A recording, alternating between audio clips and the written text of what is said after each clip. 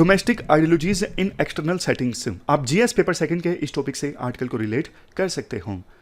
देखो, यूएन के मंच से जब भी किसी देश के रिप्रेजेंटेटिव के द्वारा, फॉर एग्जांपल प्रधानमंत्री के द्वारा, राष्ट्रपति के द्वारा या फिर फॉरेन मिनिस्ट्री के द्वारा स्टेटमेंट दी जाती है ना, तो उसमें देखो कहीं पे निशाना, कहीं पे निगाहें वाली बात है। निगाहें देखो इंटरनेशनल कंसर्न्स की तरफ होती हैं, लेकिन निशाना डोमेस्टिक ऑडियंस पर भी होता है।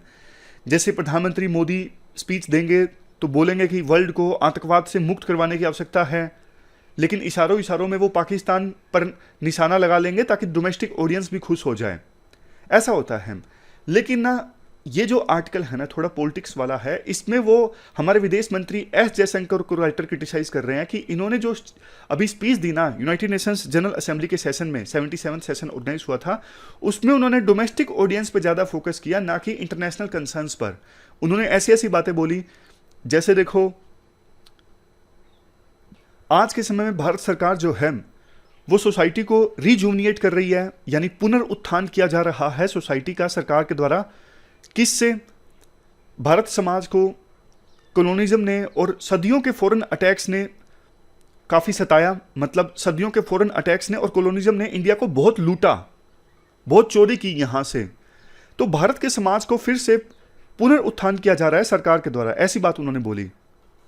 अब राइटर कहते हैं, देखो कॉलोनिज्म तो ठीक है, सेंचुरीज ऑफ फॉरेन अटैक्स से क्या मतलब है? सेंचुरीज ऑफ फॉरेन अटैक्स से मतलब ये है जो मुस्लिम रूलर्स ने यहाँ पे इन्वेड किया था। अब ये इशू देखो हमेशा से भारत की पॉलिटिक्स में ना थोड़ा कंट्रोवर्शियल रहता है। जैसे एक दो बार कुछ लोगों ने स्टेटमेंट दी थी। अब ये पॉलिटिक्स वाली चीज़ें हैं, देखो एग्जाम के लिए काम की नहीं है, लेकिन लिखिएगा मत, सिर्फ समझाने के लिए है कि राइटर क्या कहना चाहते हैं। जैसे देखो कुछ लोगों ने स्टेटमेंट नहीं दी थी कि असल में अब 800 साल बाद हिंदू सरकार आई है, ऐसी ऐसी उन्होंने बातें बोली थी। तो राइटर ये कहना चाहते हैं, विदेश मंत्री एस जयशंकर का ये कहना कि इतने सालों बाद, मतलब इतने सालों तक तो कभी कॉलोनिज्म और कभी फॉरेन इन्वेडर से इंडिया को लूटते रहे, अब जाके भारत के समाज का पुनरुत्थान हुआ है। तो ये जो स्टेटमेंट है ना वो डोमेस्टिक ऑडियंस को खुश करने के लिए है। तो इंटरनेशनल मंच पर ये जो स्टेटमेंट है वो शोभा नहीं देता, समझ गए? इसीलिए मैं बोल रहा था कि पॉलिटिक्स रिलेटेड चीज़ें हैं जो आंसर्स के लिए थोड़ा कम यूटिलाइज होने वाली हैं। फिर थोड़ी और बातों का क्रिटिसिज्म होता है।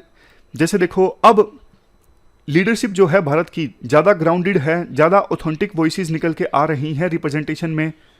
तो राइटर कहते हैं आज़ादी के बाद से लेके अभी तक, मतलब 1951-52 में यूनिवर्सल एडल्ट फ्रेंचाइज मिल गई थी, 18 साल से ऊपर जो भी थे उनको वोट देने का अधिकार था। जैसे तो उस समय इतने लीडर्स चुन के आए, नेहरू, इंदिरा गांधी, क्या वो ग्राउंडेड लीडरशिप नहीं थी? ऐसा क्वेश्चन राइटर रेज करते हैं।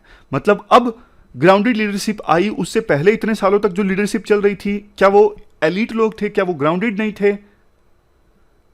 मतलब उसी प्रकार से पूरी स्पीच का क्रिटिसिज्म राइटर के द्वारा किया जाता है।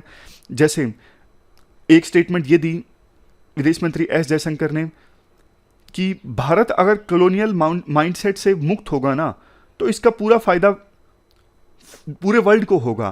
तो राइटर कहते हैं पूरे वर्ल्ड को कैसे होगा? पहली तो बात, कॉलोनियल माइंडसेट में कौन है? मतलब सरकार ही ज़्यादा कॉलोनियल माइंडसेट की बात कर रही है, अदरवाइज लोग तो भूल चुके हैं। मतलब कॉलोनीज को लोग तो भूल चुके हैं जब इंडिया को कॉलोनी बनाया गया था। दूसरा, पूरे वर्ल्ड को कैसे फायदा होगा? मतलब इंडिया का यह कहना कि आज भी कहीं कहीं पे कॉलोनियल माइंडसेट देखने को मिलता है। तो इंडिया ने जो प्रयास किए थे ना आज़ादी के बाद कॉलोनिज्म के अगेंस्ट आवाज़ उठाने में, उन प्रयासों को अंडरमाइन किया जा रहा है ये कह के कि कॉलोनियल माइंडसेट आज भी है। देखो यहाँ पे डिबेट्स हो सकती हैं कि कॉलोनियल माइंडसेट आज के समय कहाँ कहाँ देखने को मिलता है। जैसे देखो एक तो लॉज की फॉर्म में देखने को मिलता है, कुछ कानून आज भी हमारे देश में ऐसे हैं जो ब्रिटिश काल के दौरान बनाए गए थे। तो ये आर्टिकल में पॉलिटिक्स ज़्यादा है और एग्ज़ाम में यूज़ होने वाले पॉइंट्स कम हैं, कंट्रोवर्शियल पॉइंट्स हैं जो एग्ज़ाम में लिखने लायक नहीं हैं। तो जो भी इंपॉर्टेंट पॉइंट्स थे, मतलब इतने इंपॉर्टेंट नहीं है, लेकिन जो भी हम निकाल सकते थे वो हमने निकाले।